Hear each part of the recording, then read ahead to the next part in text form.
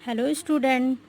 Yesterday we will studied about the acrylic and polyester, and now we will today study about the characteristics of synthetic fibers. Now start.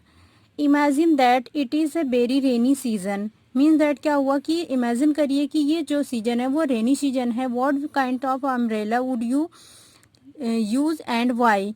तब आप किस type का umbrella use करेंगे और क्यों करेंगे. Synthetic fibres possess unique characteristic which make them popular dress materials.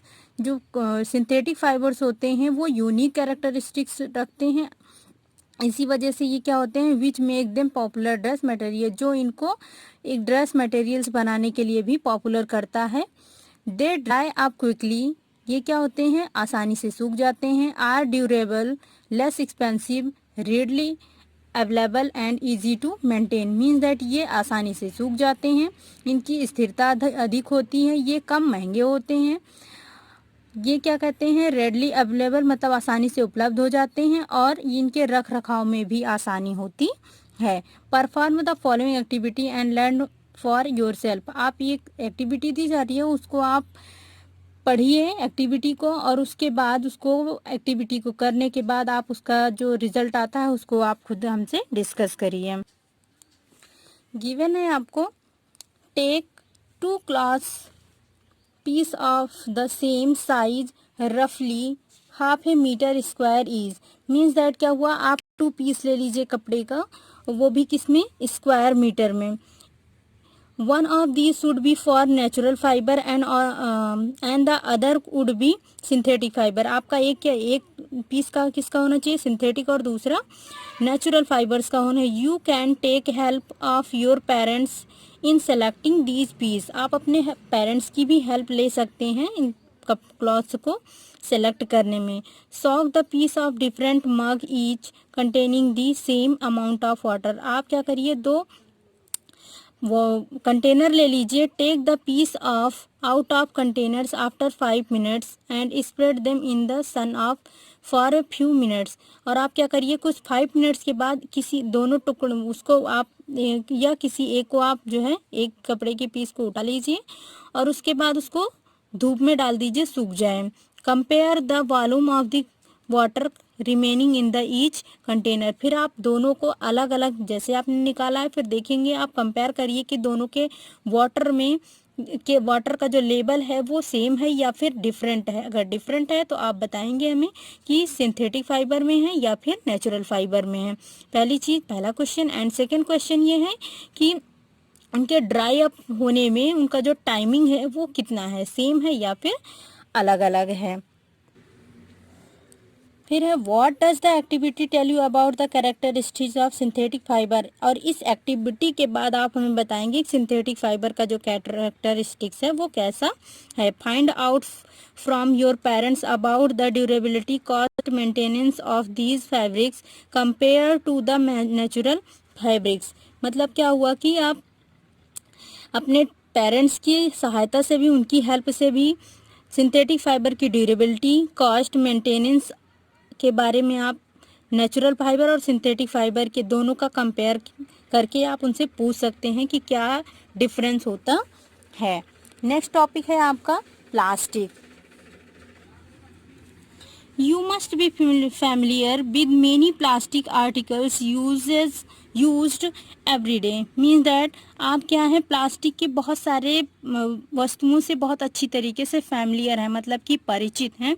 Make a list of such item and their uses. आप क्या करेंगे इन सारे आइटम्स को का एक लिस्ट तैयार करेंगे और उनके यूजेज का एक तरफ आप उसका ऑब्जेक्ट का नाम लिखिएगा, एक तरफ उनका यूज लिखिएगा. ठीक है. और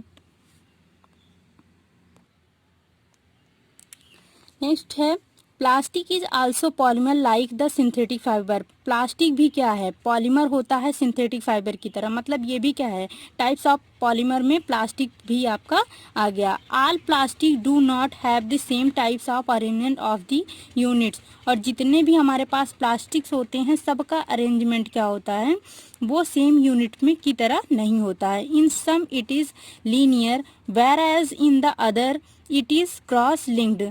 एक तरफ क्या होता है कुछ सम कुछ में क्या होता है, ये लीनियर अरेंजमेंट पाए जाते हैं और कुछ में क्या होता है, क्रॉस लिंक्ड अरेंजमेंट पाए जाते हैं। आप देखिए 3.6 में आपको दिखाया गया है। Plastic articles are available in the possible shape and size as you can see in the figure of 3.7। देख लीजिए, आपको दिखाया गया है कि जो प्लास्टिक्स होते हैं, plastic articles are available in the all possible shape. तो ये प्लास्टिक के जितने भी शेप्स होते हैं वो हमें हर तरीके से मिलते हैं, जैसी हमारी ज़रूरत होती है उसी शेप में हमको ये मिल जाते हैं। Have you ever wondered how it is possible? क्या आपको आश्चर्य नहीं हो रहा है कि ये चीज़ कैसे पॉसिबल है? दी fact is that plastic is easily mouldable. मतलब क्या हुआ कि ये जो वास्तविकता ये होती है इनकी, फैक्ट तो ये है कि प्लास्टिक आसानी से क्या होते हैं, फोल्ड हो जाते हैं, मोल्डेबल होते हैं, मतलब कि मुड़ जाया करते हैं। That is can be shaped in any form, plastic can be recycled. यही रीज़न होता है कि किसी भी शेप में क्या करते हैं, फॉर्म कर जाते हैं। प्लास्टिक कैन बी रिसाइकल्ड, और प्लास्टिक जो होता है वो रिसाइकल का मतलब होता है रीयूज। इनका एक बार यूज हो गया, दोबारा भी हम इनको यूज कर सकते हैं। Reused, coloured, melted, rolled into sheet और मेड इनटू वायर्स। मतलब कहने का हुआ ये रिसाइकल्ड होते हैं, रीयूज्ड किए जा सकते हैं। कलर्ड होते हैं, आप जिस कलर में चाहें इनको कलर में यूज़ कर सकते हैं। मेल्ट मतलब होता है पिघल जाते हैं। रोल्ड इनटू सीट, ये क्या होते हैं, सीट की तरह, जैसे इनकी एक सीट तैयार की, जैसे चादरें तैयार करी जा सकती हैं इनकी। या फिर आप कहिए मेड इनटू वायर्स, और इनके वायर भी बनाए जाते हैं। That's why it is find such a variety of uses. यही कारण होता है कि ये बहुत सारी तरीके से ये यूज में आते हैं।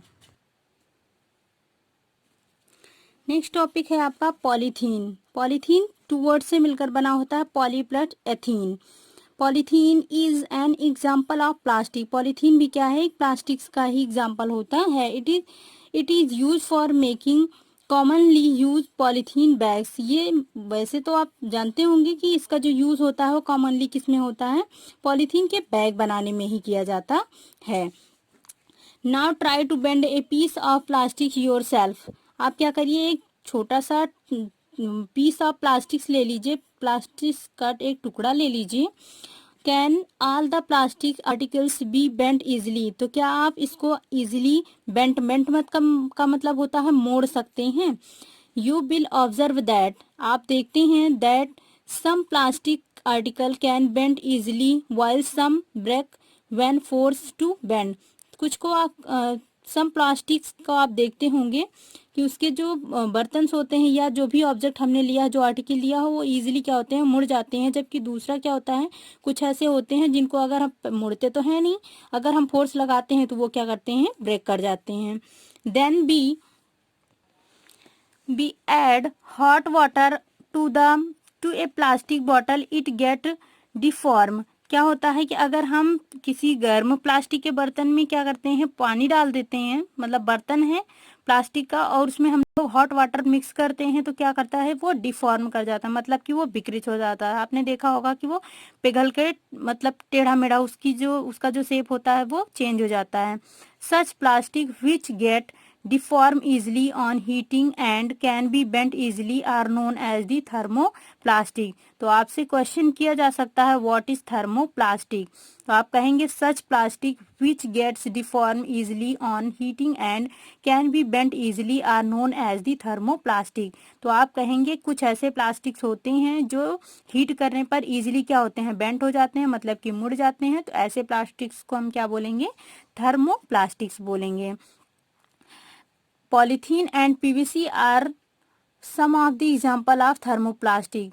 टू एग्जाम्पल्स हैं, आपसे पूछा जा सकता है what is thermoplastic, give the two examples of thermoplastic, then you can tell polythene and PVC are the examples of thermoplastic। They are used for manufacturing toys, combs and various types of containers। कहने का मतलब ये हुआ कि जो ये इनकी manufacturing है, दीज आर यूज, इनकी जो मैन्युफैक्चरिंग होती है वो खिलौने बनाने के लिए, आपका जो कंघा होता है उसको बनाने के लिए, वेरियस टाइप्स ऑफ कंटेनर, और ऐसे ही कुछ बर्तन भी बनाने में उपयोग किया जाता है। ऑन दी अदर हैंड, दूसरी तरफ देखिए, there are some plastic which when moulded once can not be softed by heating. एक बारी क्या होता है कि कुछ प्लास्टिक ऐसे होते हैं जो एक बारी अगर वो बन गए हैं तो उनको आप चाहे हीट करिए चाहे जो कुछ भी करिए वो बिल्कुल भी चेंज नहीं होते हैं। These are called thermosetting plastic. इन प्लास्टिक्स को क्या बोलते हैं हम? Thermoplastics, thermosetting plastic.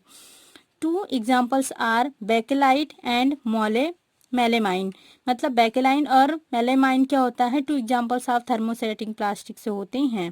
तो अगर आपसे पूछा जाए व्हाट इज थर्मोसेटिंग प्लास्टिक, तो आप यहाँ से लेकर यहाँ तक विद एग्जाम्पल लिखेंगे।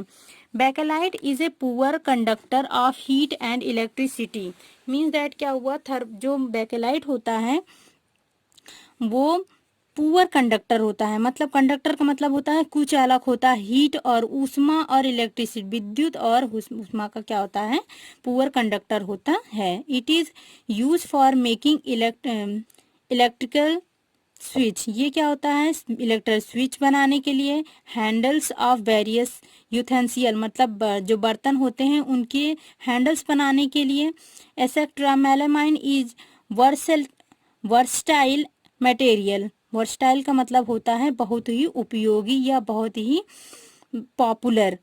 मेलामाइन बहुत ही पॉपुलर मटेरियल है। इज रेजिस्ट फायर, रेजिस्ट का और ये वर्सटाइल दोनों आपके लिए नए वर्ड्स हैं। इसका मतलब होता है बहुत उपयोगी, पॉपुलर, और इसका मतलब होता है insulator.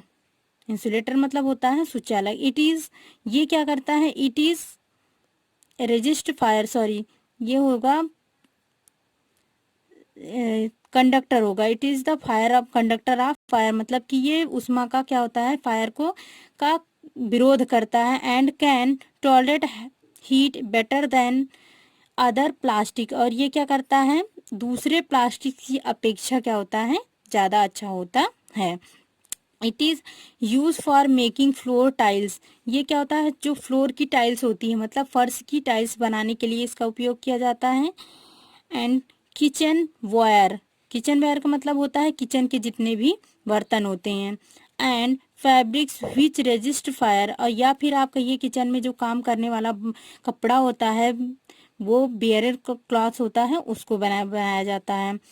Figure 3.8 shows the various uses of thermoplastics and thermosetting plastic।